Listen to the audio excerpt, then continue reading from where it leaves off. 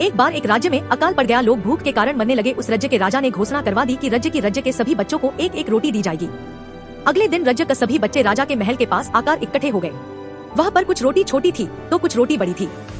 सभी बच्चे बड़ी रोटी पाना चाहते थे, जिसके कारण उनकी आपस में धक्का मुक्की और लड़ाई होने लगी। राजा ने देखा कि एक छोटी सी लड़की चुपचाप खड़ी थी। अंत में एक सबसे छोटी रोटी बची। उस लड़की ने उस रोटी को खुशी खुशी लिया और घर चली गई। दूसरे दिन भी ऐसा ही हुआ। जब रोटी बांटी जा रही थी तब भी उस लड़की को सबसे छोटी रोटी ही मिली। उसने खुशी खुशी रोटी ली और घर चली गई। घर जाकर जब वह रोटी खाने लगी तब उसने एक सोने का सिक्का निकालता है। उस लड़की के परिवार वालों ने कहा, यह सोने का सिक्का राजा को वापस दे आओ, यह हमारी अमानत नहीं है।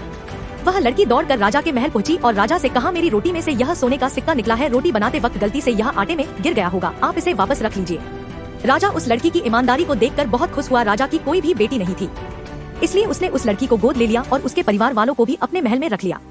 इतना ही नहीं, कुछ दिनों के बाद राजा ने अपनी सारी की सारी संपत्ति उस लड़की के नाम कर दी।